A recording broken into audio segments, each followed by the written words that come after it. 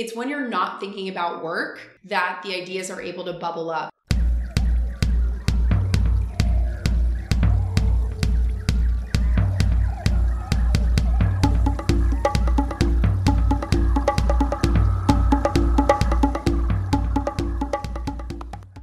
Hello, you sharks. Welcome back to the Wild Business Growth Podcast, presented by Hippo Direct. This is your place to hear from a new entrepreneur or innovator every single Wednesday morning who's unleashing creativity to grow their business. I'm your host, Max Brandstetter, digital marketing dude at Hippo Direct, and you can reach me at max@hippodirect.com for any help with digital marketing or podcasting. This is episode number 44. Shout out to my middle namesake, Hammer and Hank Aaron. And today's guest is Kim Kaup. She's the co-founder of the Superfan Company and has appeared on the hit TV show Shark Tank. She's also been named to the Forbes 30 Under 30, the Inc. 35 Under 35, and her clients now include Paul McCartney, Katy Perry, Justin Bieber, Dolly Parton, Bob Dylan, and many, many more. It's time to make an offer. Enjoy the show. Alrighty, we are here with the real Kim K, the most famous Kim K in the world. Probably not even a close second there, I have to say. Kim Kaup, the co-founder of the Superfan Company, the Shark Tank alum. And Kim, thank you so much for hosting us at this wonderful office in the city and also letting me spill water all over your table today. Thank you. Glad to be here. Excited to chat. Of course. So, Kim, you've done a number of crazy things, so really excited to dive into a bunch of different parts of your career here. But for anybody that's not familiar with you yet, you mind giving a little intro into a little bit of your background and how you got to where you are today? Sure. Started the company 8 years ago, and like the name suggests, we focus on super fans. So following the 80-20 rule that 80% of your revenue is really coming from 20% of your fan base. So it's not somebody who goes to a Mets game one time that is keeping the Mets in business. It's the season ticket holders, and it's the diehard fans that show up every year, even when they're losing, and still buy the hot dogs and the merch. Same can be said of Katy Perry, same can be said of Comic-Con, etc. So again, just really focusing on those diehard fans and how do we continue to surprise and delight them and engage them in new and exciting ways. Yeah, and the Mets do have a lot of fans that have been through a lot. And not to, just to throw them under the bus. Yes. I mean, I'm from Cleveland originally, so I've seen my share of poor sports teams. But I love what you guys do, how you focus on those super fan. Just, first thing that comes to mind with that, super fans and people that are like obsessed with certain celebrities and teams, it can kind of get a little iffy there, a little bit. There's like a thin line between fans and crazy and stalker, right? How do you sort of walk that line and make sure it's all sort of in the positive realm, not like, oh my God, crazy obsessed fan? Yeah, I think what's so nice is we tend to do a lot of things, again, that the super fans are going to love and want. So a lot of VIP packages, a lot of really cool experiences that, again, if you're a casual fan of an artist, you might not want to read 100-page coffee table book about them, right? Maybe not. Yeah, you're not that big of a fan, but to someone who's a huge fan, 100-page coffee table book is amazing because it'll have interviews with their manager or their photographer, and sort of feeling like that person is your best friend instead of feeling like they're 100 miles off and so far from you. And obviously, social media has helped hugely when you think about that. 10 years ago when we started the company or we're thinking about the idea, no such thing as Snapchat, no such thing as Instagram, no such thing, like none of this stuff existed. So when I was a kid, the celebrities felt really far off. Now people refer to celebrities by their first name. Did you see what Kylie posted? Right. And I'll say, Kim, who's that? And they'll say, oh, Kylie Jenner. And to me, that's a huge culture shift compared to where we were, 10 years ago. I wasn't referring to my friend Celine talking about Celine Dion. Right. Yeah, you weren't? Are you kidding me? No, so that's a huge mindset and psychological shift that we've seen just in the last decade. Yeah, it is. And it has, in my view, it's been a super big positive for the most part because it allows things like this to happen, people to network and meet for podcasts and collaborate on stuff. And you have much more straightforward access to celebrities and big names than you would in the past. on the other side of things, you know, it can be a lot of notifications to deal with. I'm sure you deal with plenty yourself. And there's certain downsides of it, but it is a really cool area that you focused on.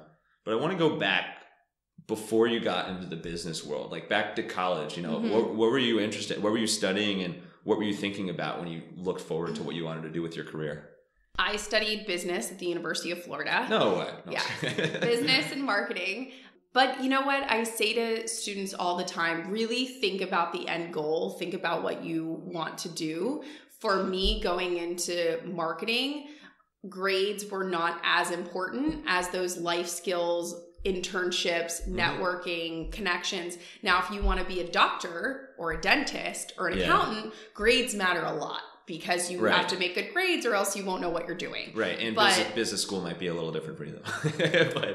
But for someone who's going into marketing or somebody who's going into advertising, it's going to matter less that you got a B- or an A+, and it's going to matter more that you had that internship or you made that connection at an ad agency. So while I don't like to say grades don't matter, which some people say, I think grades do matter for certain jobs, but I don't feel that all jobs really should be defined by grades, because I think there are a lot of life experiences that just really tend to skew towards internships, volunteer, organizational skills that aren't going to necessarily come out on a Scantron test. Yeah, shout out Scantron. That's major nostalgia there. Throwback. Seen many of those. But speaking of those internships, what sort of experiences did you have prior to starting what was Zine Pack and now the Superfan Company? So freshman year, I really wanted to have an internship, but I realized probably like most freshmen do, it's very hard to get an internship because you're too young. Nobody wants to take you. Especially. So I went back to West Palm Beach, Florida, where I grew up, and found a local magazine there and said, you don't have to pay me. I'm actually not even getting stool credit, but can I just come shadow? Can I come volunteer? I will stuff envelopes for all I care. Just let me in the building and let me sit in on meetings. And they were nice enough to do that, which was great. By the time I got to sophomore and junior year, was able to apply to big magazines up here in New York. So did my internships here in the city. And then ultimately when I graduated, ended up indeed going to work for a magazine. So I had done 3 internships in publishing and then ultimately got my first job in publishing with my mentor who I had interned with the 2 previous summers before. So again, another example that I always give to people is don't have an internship, go back to school and completely forget about the internship. And sort of like a plant, you got to keep watering it. You got to keep planting the seeds so that those relationships can grow and flourish throughout the school year, so that when you come back to the next summer, or if you're graduating, you can go back to those same people. I'm shocked when I have students come to me and I say, well, who did you intern for? And they say, oh yeah, my intern, my boss loved me. And I go, great, why don't you call them for a job? And they're like, oh, I haven't talked to them in 9 months. Right. And I'm going, what do you mean you haven't talked to them in 9 months? Like, that's insane. Yeah. And so it's those types of things that I feel like are really important, that if you're going to go do those internships, maintain those relationships. Don't just let them die on the vine. Yeah. And another plant pun. Very well done. Yes. Right? Yeah. Plant those seeds, people. But now these days, there's so many good ways to reconnect with people. As you mentioned earlier, it's not necessary that you have to be emailing with someone every day for 9 months. There's ways to get back with people over LinkedIn and mutual connections you have. So that's a huge, huge part. What is it that you liked about the magazine and publishing industry that made you get into it in the first place? I always loved magazines growing up. I read them as a little girl. I loved them. Like I was saying, my mentor went into magazines. She was sort of a big sister figure to me. So I, anything that she did, I was like, I want to do that too.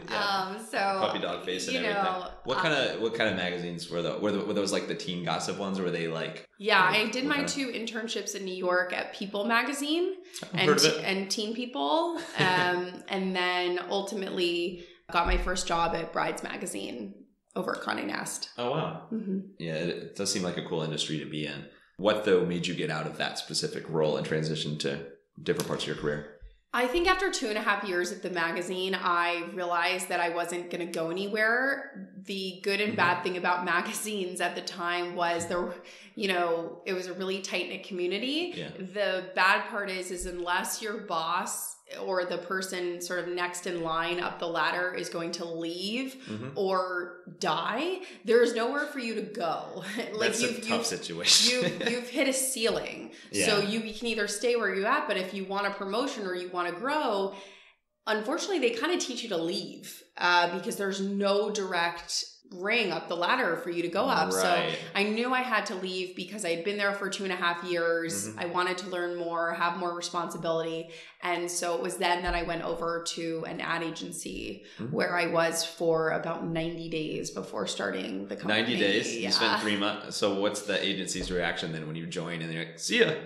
Sorry, I got other plans. They were really gracious about it, and I think they also knew that it wasn't a fit. Ironically, the person that had recruited me to that job who said, you're going to work under me and this is going to be so great and we're going to build this division, about my 3rd week into the job, they left and took a new job. Oh, so 3 months for you, that's like a lifetime then. So I think they kind of knew, the person who brought me in was leaving. So okay. Gotcha. It wasn't really a spot for me. Well, good thing that happened because obviously you've been up to some things since then. Yes. So let's get to what started as Zine Pack and is now the Superfan Company. Which when did you rebrand, by the way? How recently was that? We rebranded about 2 years ago. Okay. And that is entirely indicative, again, of the changing landscape in entertainment and the way we consume entertainment. Right. So, and I'm not even specifically talking about music. I'm talking about entertainment on a whole. Again, 8 years ago, we didn't have Hulu. We didn't have Netflix. We didn't have Spotify. All these channels that people use all the time. When we started the company 8 years ago, they didn't exist. So when I tell people that we've pivoted about 65 times since starting, I'm serious because with each new development in the landscape of entertainment, we've had to shift a little because the priorities of our clients have shifted, the needs are shifting, the fans, the way they engage is shifting. And so I'm a big advocate of, I think 2-year plans and 3-year plans are out the window. Again, I think in the 90s and early 2000s, marketing teams could sit down and make 2-year plans and follow their 2-year plans and it would be super great. And I think now when you're looking at a 2-year plan, you have no idea if in 6 months the next Instagram's all of a sudden going to launch or the next TikTok or the next Snapchat. And that lovely 2-year plan isn't relevant anymore because there's been a huge disruptor in the space that you can't just ignore. You can't be like an ostrich, sticking your head under the ground. You have to it wouldn't work well for you. You have to react to it and you have to sit there and say, what are we going to do? So I think 2-year plans are a thing of the past, and I think people should look at like 2-month plans and 6-month plans. 90-day plans. at least in entertainment. Obviously in other sectors it's a little bit different, tech, etc. But in entertainment, I would say every 6 months there is some shift that's happening that people have to pay attention to. And part of your plans, or something that came into your plans, probably weren't thinking about this originally, it was of course Shark Tank. So we got to chat about Shark Tank a little bit. You're a Shark Tank alum, first Shark Tank alum on the Wild Business Growth podcast. So we'll get you like a full-size shark statue or something. Awesome. But you were on it. I was went back and watched the episode again earlier today and was just blown away. You had 5 sharks on there. You got offers from 4 of them. You ended up, on the show at least, making a deal with 2 of them, Robert and Lori. And I know after the fact, you guys didn't end up keeping the deal. But anyway, you had a very successful time on Shark Tank, and obviously the awareness was huge for you guys. You and Brittany, co-founder. How did you get on Shark Tank in the first place? We had a really different Shark Tank experience than most people do. We got extremely lucky. That year, we had been on Inc. Magazine's 35 Under 35 list. And the way they had set up the pages for the spread, the big spread in the magazine, was everybody who was on the list had this little bubble next to their names that said, their names and their age and where they lived and what their company did. And then they had a list of investors. Mm-hmm. And so we were on the year that we were on, Travis from Uber was on the cover and was also on the list. Yeah. So, Travis's bubble is like 1 million investors long and he has all these really impressive names. Right. And the other 34 people on the list, their bubbles were really big and all the, First Mark Capital and Andretti and Peter Thiel and all these big names. And then it got to our bubble and we just had like the smallest little bubble, and under backers and investors it just said NA, like not applicable, because we didn't have any backers. We didn't have any investors. We self-funded the company and bootstrapped, so our bubble was kind of like sad compared to all the other bubbles. Or prideful. I mean, that's pretty cool differentiator on that amazing list. And one of the Shark Tank producers saw that article and called and reached out and said, is this a mistake? Like, did they not have the information to put in your bubble, or have you really taken no investors? And we said, we don't have any investors. And that's when he said, I think you'd be a great candidate for the show. Have you ever thought about raising money? And I'm actually really embarrassed to admit I had never seen the show before. Really? Yeah, I had never seen the show before. So I sort of automatically said no. We had been approached several times previously to do reality shows. Yeah. And I'm not into that. It's quite the time commitment. I don't want to be on a reality show. I don't, that's just not for me. Right. And so that's originally what I thought it was. And I just said, oh, no. But my co-founder, Brittany, had seen it before and she said, no, it's a different type of show. It's not what you're thinking. So. And at the time it was probably like, now I feel like it's even more popular. Like it's just totally exploded over the past several years. No, there's no excuse. It was popular then. I just didn't watch a lot of TV. You just don't like sharks. You're like, give me away from this. I didn't know what it was. But you got on it. So yeah, I know it was sort of non-traditional the way that you guys got on and got asked. So and shout out again to the tiniest bubble in the world on the 35 under 35. But what was the process like for you actually getting on the show? Because obviously when they reach out to you, it's not a given that you're actually going to get on. It's not a given that you're going to be televised. What was that side of things like? It was interesting. I mean, I don't want to say it was a painless process, but they tried to make it as painless as possible. That's good. We shot a little video on our iPhones, filled out some forms, told them a little bit about what we were up to, and that was really it. And then we got a call back, flew to Burbank, and shot the show. Wow. So they really liked you then. They really liked the story behind you. I don't know. It was fun. Or you're being an outlier in that list. It was fun. It was, and it's the gift that keeps on giving, because about every 6 to 8 weeks it re-airs on CNBC during those Shark Tank marathons. So yeah, I'll have to check it out on live TV. It'll find you now while cable still exists. But perfect. What was the most enjoyable part of the process overall? I think the most enjoyable part of the process was after it was done. I kind of liken it to going to the gym. When you're at the gym, you're sweating and it's annoying and you're working out, but it's that feeling after when you leave the gym that you're like, I feel like it's done. I feel so much better. So I would say when we finished, it was really fun. And also obviously we threw a big airing party with all of our friends downtown, our family, and that was really fun and interesting. And so it was a fun experience. What was it like seeing yourself on live TV like that? Horrible. I guess not live TV, but yeah. Anyone who's ever heard their own voice, I'm sure from a podcast, when you hear your own voice back, it's like nails on a chalkboard. Well, now, so just because it's all the hours that go in with editing and how many episodes we have now I feel like I'm sort of numb to that. But at the start, I was like, ugh, like, and then I've had guests in the past say that too, like, oh, like I sound terrible, you sound great, but this is great. But totally, that's a very common thing. Like it's, so imagine seeing yourself on video and on TV and knowing that literally millions of people are going to see this can't be thing you rest easy about. Yeah, no. When you watch the show, because obviously you're the number one Shark Tank fan in the world now. You watched it since the beginning, every single episode.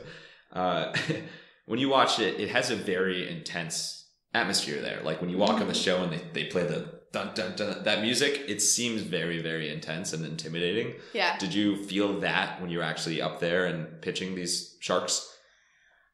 Yes and no. Obviously, it's a very intimidating experience, but I think that I felt really lucky that we had been running the business at that point for about about 3.5 years and had a lot of amazing success and had worked with huge names, you know, Brad Paisley, Miranda Lambert, Justin Bieber, and had met these people and worked with these people. So my sort of stage fright of, oh, I'm going to go be in a room with Justin Bieber, or, oh, I'm going to go, you know, hang out with Brad Paisley, that had sort of washed away. So for me, you know, while somebody else might be in front of Mark Cuban and, you know, wanting to pee themselves, Who hasn't been in that situation? I felt like I had sort of shaken all of that off by that point, that I just looked at them as people. Right. And just like I would talk to you about my business, or I'd talk to my mom about my business, or I'd talk to Mark Cuban about my business. We'll have a conference call with all 4 of us later. Yeah. I just kind of looked at it as, you know what? These are people that are interested in hearing about my business. It's true. And they are. What's the biggest impact you've seen since then, as far as actual business results or new clients, whatever that's come out of it? Yeah, we not only got a ton of interest in new clients when the show aired, but again, it re-airs every 6 to 8 weeks. That's amazing. So that's so nice. We've had a great tail where not last year, but the year before, we ended up working with Michael Bolton purely because his manager was in the gym and saw our episode and then called us. And so that's the kind of fun, quirky stories that you hear and you say, wow, how awesome that just keeps re-airing and that keeps happening over and over again. And are you talking about the real Michael Bolton or the Michael Bolton from Office Space? The real Michael. Okay. Just gotta check there. Hey, Wild listeners, have you been wanting to start a podcast for yourself or your business but didn't know where to start? Or do you have a podcast of your own but you're struggling with the time commitment? I'd love to help. Shoot me an email at max@hippodirect.com with any podcasting questions you have. I'm also happy to jump on a 30-minute call where we can discuss your idea, planning, production, promotion, and other elements of the podcasting world. Let your podcast run wild. So Shark Tank has obviously been a big part of your career, but it's all tied back to the Superfan Company. So take us back to the early days of what was then Zine Pack. Which I'm guessing now the zine is tied to magazine. Is that where that came from? All right, cool. 1 for 1. Yes. How did you and your co-founder start that in the first place? Like, where did that idea come from and bringing that into action? Yeah, Brittany had been toying with the idea for a number of years and met me and realized that a lot of my background and my expertise in magazines and connections with art people and would be really helpful if she were to really kind of take a stab at this idea. So she told me about it one day at a happy hour that we had after work. And at the time I realized that the job I had wasn't a fit. So I said to myself, okay, I either go along with this crazy idea that this girl just told me about, or I can go back to my old boss at Condé Nast and cry and ask for my job back, which didn't really sound very really glamorous. On the same level, it feels like. Didn't really feel like something I wanted to do. Yeah. So instead I was like, okay, I have saved up money. Let me give this a shot. I also feel like I was in a really great place in terms of no kids, no husband, no mortgage, no car payments. I had gotten a scholarship to college, so I didn't have any college debt. So all of the things that I feel like rightfully so traditionally hold people back, I gotta pay this college debt, or I gotta make this car payment, or I gotta pay the mortgage. I didn't have any of that. And I didn't have the responsibility of, oh my gosh, I have children and what am I going to do if I don't make any money? I literally had zero ties. So I thought, if I'm going to do this in life, this is the time, because the older you get, the more responsibilities you have, or you buy a house, or you get a car. And so I thought, I have absolutely no ties to anything. Let me give this a shot. But I think it's important, because I think sometimes entrepreneurs get a bad rap of being really risky and doing things that are, I wasn't thinking, and fail hard and fail fast and do it, go. And I think it's actually quite the opposite. I think entrepreneurs think incredibly hard about some of these real life hard decisions, like, how am I going to pay my debt? And I don't want to lean against my house. So I think you really have to look at it and say, what am I actually able to do? And maybe that means, and I know I did it with my business, didn't quit my full-time job right away. Worked on the idea on nights and weekends as kind of a side hustle. Wow. And so I always tell people, start with a side hustle, because then if you have your full-time job, you still have a paycheck, you have your 401k, you have your health benefits, God forbid you break your leg.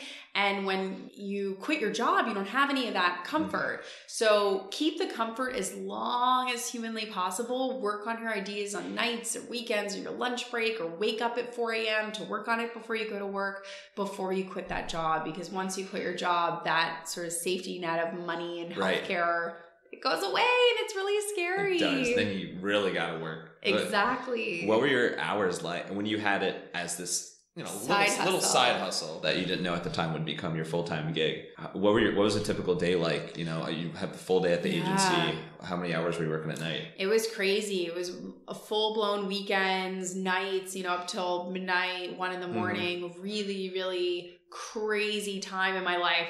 I joke all the time, thank God I was in my early 20s. Now, I don't know if I could do that now. I love my sleep. I bet you could. But those early days of entrepreneurship, you are burning the candle at both ends. It's not glamorous, not only in terms of the work, but I always talk about the really unsexy parts in terms of I gained weight. I didn't have time to go to the gym. I was eating pizza. My skin was breaking out because I wasn't eating. Fantastic, so I don't want to hear it. Because I wasn't eating well, and everyone talks about, it was really hard and I was working really hard, but it's not just the hard work. It's, you're not eating well, you're not exercising, your body's doing weird things like that. Those early days of entrepreneurship are not glamorous, not only for the workload, but just your health is not great. It's like puberty in a way, the way you're describing it, all these changes going on that you're like, what is happening? 100%. You're not sleeping well. It's just, it's all the things. Puberty 2.0, just coined it. You guys do a ton of different things with the Superfan company, a ton of different services. But what would you say, what kind of projects do you see take up the majority of your time?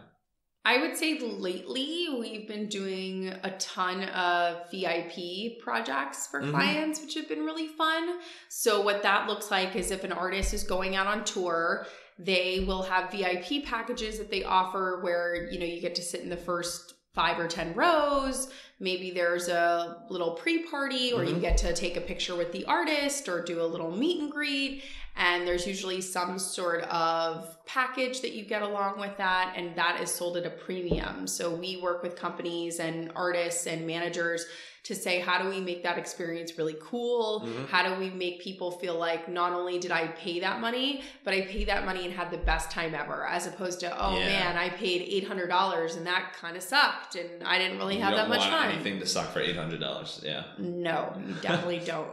Definitely not. In VIP, so I'm going to read off some of your client list here because I've never seen a client list remotely similar to this.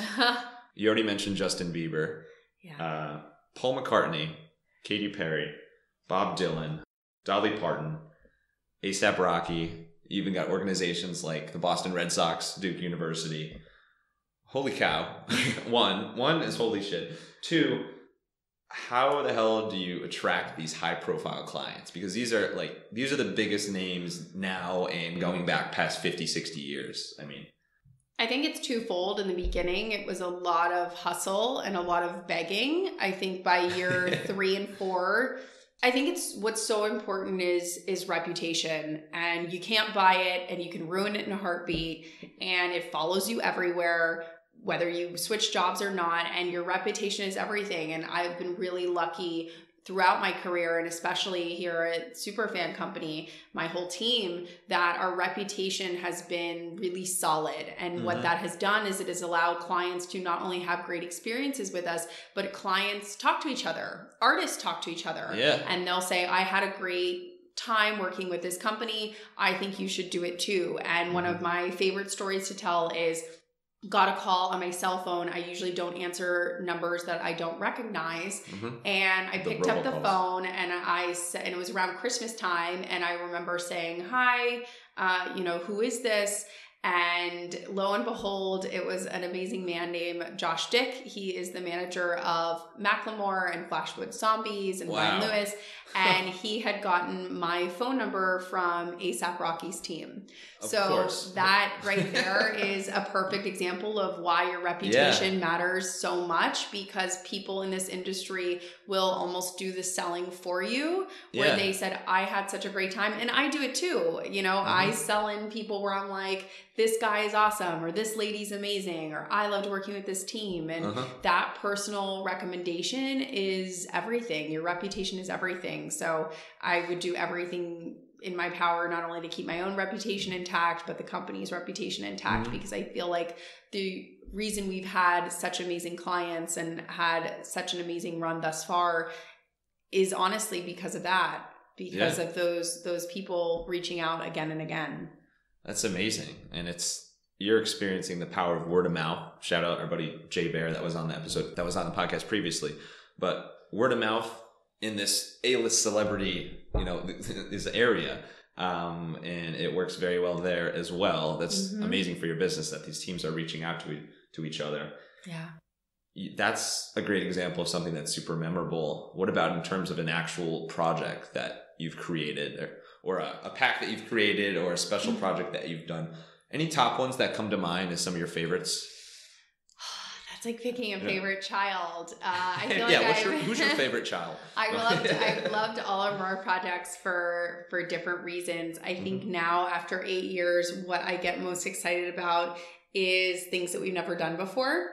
Yeah. So when we get to do something that's totally new and totally different, I get really excited about that. Like recording a podcast.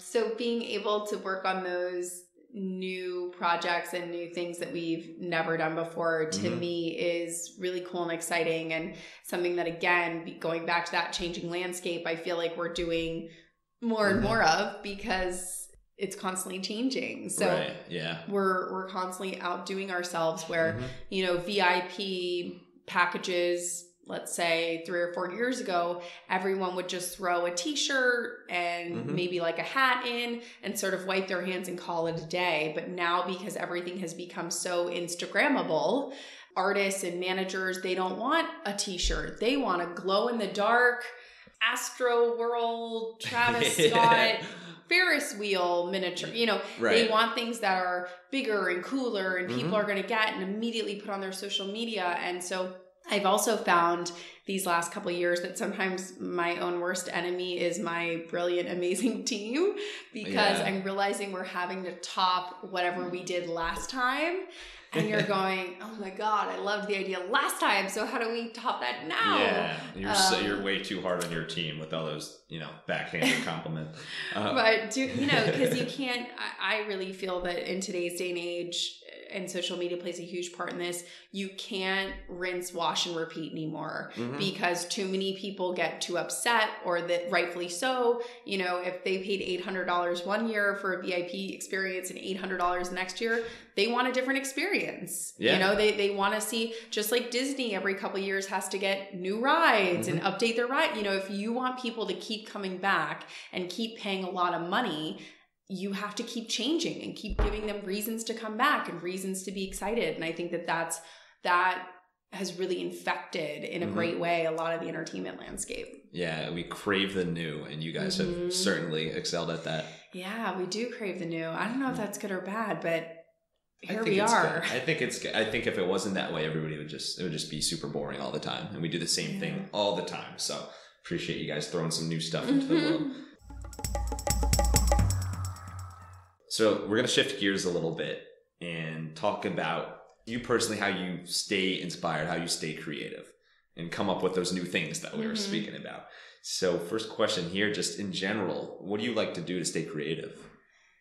I think that creativity doesn't come inside an office. I constantly am out in the world and encourage my team to be out in the world, because I think everyone's best idea, a lot of them come in the shower, but a lot of them come when you're running or when you're at the gym or when you're on a plane, on vacation. It's when you're not thinking about work that the ideas are able to bubble up. So I think going out, whether it's going to a museum, traveling, bike riding, going to the park, working out. Some people look at that as, oh, you're taking a half day on a Friday and you're slacking off. And really what it's doing is you're taking that half day on Friday to create space so that on a Saturday, an amazing idea will bubble up. And on Monday morning, you can come slap it down on a piece of paper and be like, this is what I did over the weekend. Bam. And so that's very Don Draper. Yeah. Take some time away and let it bubble and bam. I don't think there is such thing as creativity on demand. It's certainly not for me. Well, I'm sure anyways. Netflix will come out with it soon, but it's certainly creativity on demand certainly doesn't work with me. I can't just like think of an idea, in an hour. Right. I mean, sometimes I can, but it's often quite difficult. You need time and space, and it often hits you at weird, quirky times. So I think the best way to stay creative and continue to be creative is to go explore the world, get out of the office, whether that's working remotely, whether that's taking a half day, whether that's on the weekends, digging into museums. And I don't want to bash the whole Netflix and chill mindset, but I think people have really lost the energy to engage and to explore. And you get home from a really hard week and it looks really nice to sit in and watch TV and binge, but I encourage people, go to the comedy show, go to the Broadway play, get to the museum, because when you engage and you kind of feed your mind those creative gems, it's really gonna make a difference on Monday morning.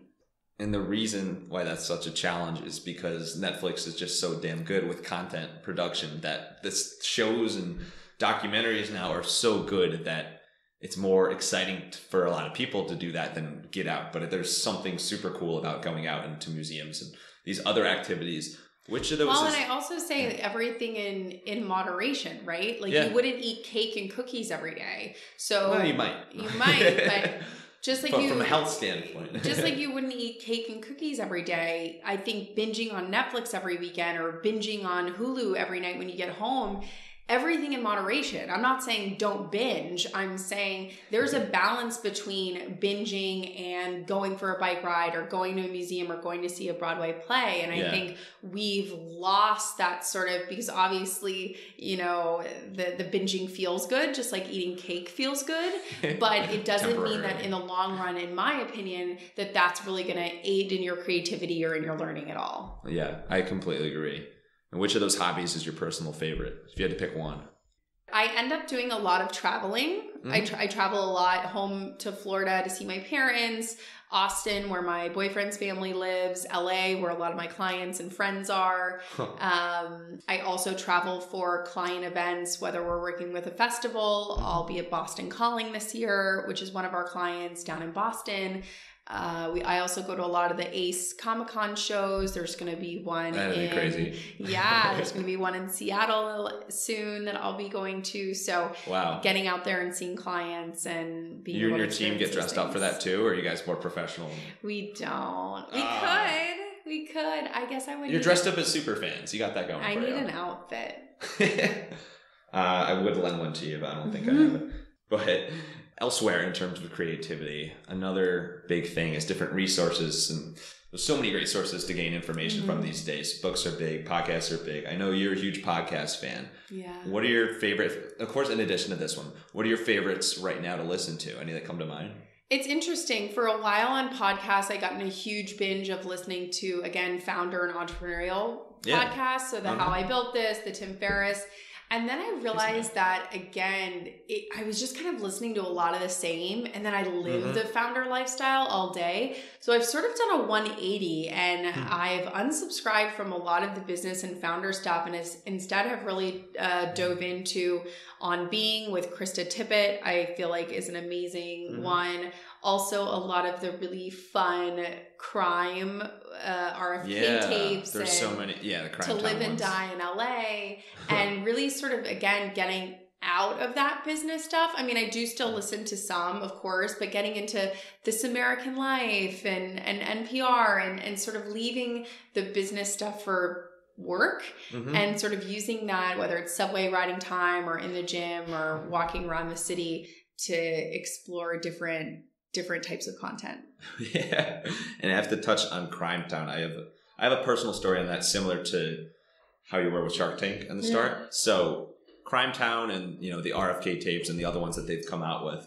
And I think they're all part of Gimlet, which they are huge and acquired by Spotify. Anyway, they're some of the biggest crime ones out there. And previously I interviewed Danielle Dardashti, who's big in the branded content space and sort of brand partnerships and documentaries before like Netflix was big and that sort of thing. Anyway, we recorded at this shared space, and one of the guys that was there and recording and working with his team was Zach Stewart Pontier, who's one of the guys, one of the co-hosts of Crime Town. Yeah. And so I'm sitting there and, Danielle was saying this guy's a big podcaster guy. And I had never heard of Crime Town at the time. So I go up to him and exchange information and stuff and was like, really nice to meet you. I'm like, hey man, like I'll check out your stuff. And then I look and I see like it literally got like tens of thousands of reviews and always one of the top ones out there. And I was like, oh, I probably should have approached him differently. But no, I feel like that's the type of stuff that don't do that. Because I feel like that's where people make their biggest mistake, whether you're meeting Richard Branson or Mark Cuban or Katy Perry or... Right. Well, I've met all of them too, of course. Or anybody from a popular podcast. It's like they're just people. They are.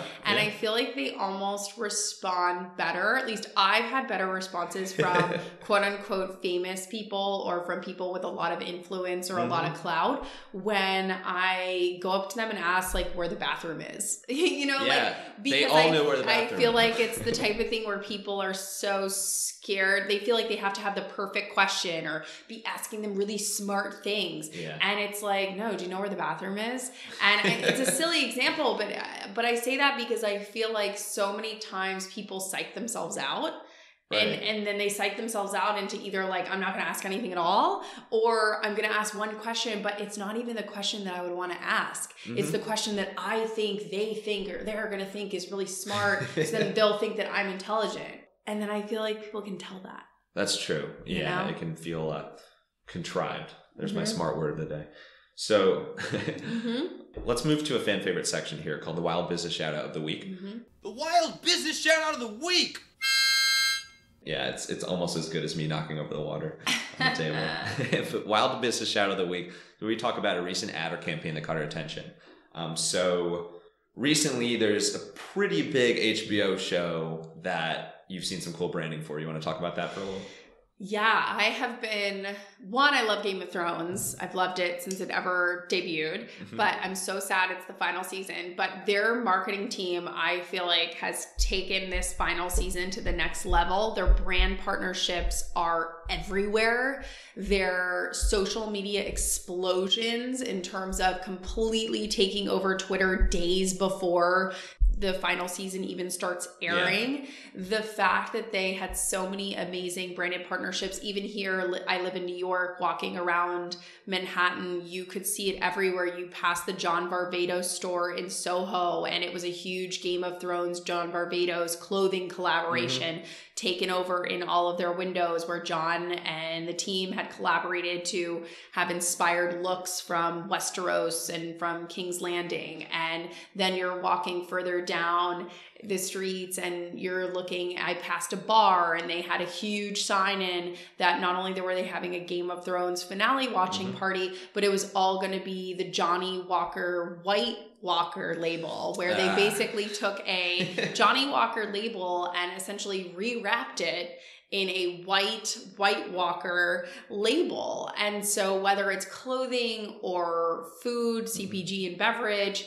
it's amazing what their team has been able to pull off. You mentioned Mountain Dew. I didn't even see that one. Yeah, Mountain Dew. Yeah, they did a thing with their label, their packaging as well, where the names of many of the major characters and families were invisible when you first look at the can. But I think it's as you refrigerate it, as they get cold, the names appear. Sort of like amazing. Sort of like what Coors does with the Blue Mountains. Yeah. It's like that, but they would appear and the different names would cross out in different ways. So cool. And I feel like that's the type of thing where really taking that experience off of the screen and into real life has become huge, and it's become a brilliant part of pop culture. I also loved they hid, I think it was 7 or 8 full-size Iron Thrones all over the world for people to find in a giant scavenger hunt. Yeah. One of which was actually here in New York City. It was somewhere... Oh, I thought you were saying in this office. I'm like, no, that's some crazy office. It was somewhere uptown, I want to say near Central Park somewhere, but... again, had that going for a couple of days with actors who were dressed. People could go take a picture on the Iron Throne, but I think one was here, one was like in Marrakesh. I mean, they were all over the world, and that's just such a cool, awesome way to engage your fans, and I think their team has done such a brilliant job of it. It is, and this is one of the most hyped final seasons ever, especially with social media being bigger. Obviously, there's more opportunity now to have more hype and chatter online that people can see and share with their friends and family. But they're so big that even if they didn't do anything and just said, hey, we're releasing now, it would still be huge. People, all the die-hard Game of Thrones fans would still watch. But they've added such another level to that and made it much more engaging, interactive experience on so many different levels. And obviously, you know, there were tons of brands that were chomping at the bit to get involved with this. So I'm sure they were super selective with who they went with. But every execution that you've mentioned that I've seen, they've just absolutely nailed it. So that's a really, really good example. It's so fun. Yeah. So we only got a little bit of time left here. So we'd love to wrap up with some rapid fire Q&A. Okay, I'm ready. All right. Let's get wild. Okay. Of all the A-list celebrities that you've met and these high profile names, who is it that at first you were most starstruck by? The Beach Boys. I grew up listening to them, and I met them on the top floor of Capitol Tower when they announced their 50th anniversary reunion album and tour. And I remember just feeling like I was going to completely vomit before I went in the room. And I was so nervous and so scared. And they were the most amazing, iconic humans. And I will never forget, I had them sign a birthday card for my dad because his birthday was coming up in a couple weeks. And I always say, if there's a fire, Dad, I hope you grab that card before you run out. Oh, it's definitely, that's got to be a top prized possession. Because it was like a once in a lifetime. And still, I'm so excited when I think about it. That's amazing. Oh, some good vibrations there. Who, I know because you've met so many people like the Beach Boys, you weren't quite too rattled when you were on Shark Tank. But of the 5 sharks that you pitched and presented to, who would you say out of those was the most intimidating, at least in that moment? Honestly, I think what makes a show intimidating is also the music. It's kind of like when they tell you to watch a scary movie and you turn the sound off. And then when you watch Friday the 13th, it doesn't seem as scary because all the dun dun dun like isn't in there. I think it's the same thing with Shark Tank, which you have to remember when we're actually doing it, there's no music. Right. So it's just quiet. It's just like people asking you questions. Yeah. And they'd be huge. Is there a huge like state? Huge you're on a downstage. So there's definitely like this big lighting and there's you're not in an actual Shark Tank, are you kidding me? Yeah, there's lots of people around, so I mean the lights are definitely hot and feel intimidating, but in terms of, and again, everything on TV is different than it appears, so you're probably maybe 5 or 6 feet away from them, so it's almost a little weird because you want to be closer. You usually talk to people like this. Right. So it's kind of weird to have somebody so far away, but obviously they need to do that for the camera angles, but it wasn't super intimidating. Yeah. Well, you guys, I just watching it, you guys clearly kept your cool throughout, and it obviously worked well for you. I'm sure those lights were super hot. If you think of quirks, like anything that you do that your boyfriend or friend or family calls you out for that's a little bit quirky, and no shame in this, like everybody's got their my amazing team laughs at me constantly, and my family and my friends. I use a lot of analogies, a ton. I mean, all the time. And I do it because I found that it's the fastest way for me to communicate with people. Because when I say the word big to you, it was a really big pile of sand. What is big to me and what's big to you is very different. So I might say, it was big like an elephant. And you might be thinking it was big like a lab, a dog. And those labs are huge. So when you have different different opinions from people, I find that analogies are the best way to say it was big like an elephant. And both of us immediately have the same picture in our minds. And I feel like so much of communication and marketing and business is getting people on the same page as quickly and as efficiently as humanly possible. So my team knows, my family and friends know, I use a ton of analogies because I feel like it gets everybody on the same page very, very quickly. And I don't know if this was on purpose or you did it without realizing, but there's been several analogies throughout this interview. I'm sure. The plants, the ostrich, you gave an analogy when you're describing that analogy. So I can't help myself. Yeah, but it's good. It's a very positive trait because everybody says when you are able to describe something with an analogy, it means that you really understand it. Oh, so I've never heard that. Yeah, there you go. Yeah, it's true. I'll give it analogies for example. No, I'm just kidding. But it's true, and so you clearly know a lot about a lot of things. But gotta wrap up. This has been amazing. Thank you so much, Kim, for hosting for bearing with me as I just throw water all over this amazing WeWork here in the city. Before we sign off, where's the best place for people to connect with you personally and then to connect with the Superfan Company?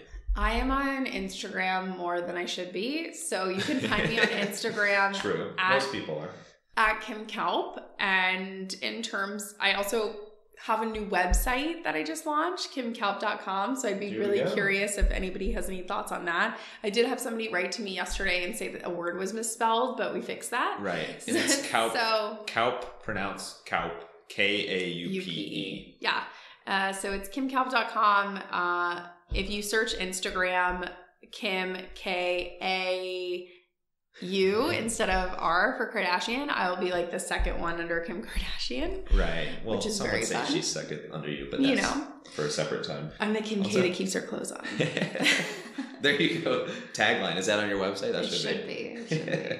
The Superfan Company. And the Superfan Company, you can find us on Instagram, on our website, anywhere. Perfect. Awesome. You're everywhere. And now, stage is yours. Any final thoughts, whether it's a quote or an analogy, anything you want to end with, stage is yours. Take us out. I would say to engage and get out in the world as much as humanly possible because it's only going to make your life better, both in business and in your personal life. It's true. And there's a long list of analogies for that. Thank you so much, Kim Kalp. Thank you. Life is like a box of chocolates. Thank you so much, Kim, for coming on the podcast and hosting in the Big Apple. And thank you, Wild listeners, for tuning in to another edition of the Wild Business Growth Podcast. If you're feeling wild, make sure to subscribe to this podcast on your favorite platform and leave us a 5-star review on Apple Podcasts. You can also dive into our endless business growth, marketing, and podcasting resources at hippodirect.com/blog and hippodirect.com/newsletter. That newsletter is the Hippo Digest, and it's your weekly recap of creative marketing from all around the web. And last but not least, come say hey on your favorite social media platform at the handles HippoDirect and Max Brandstetter. Until next time, let your business run wild. Bring on the bongos!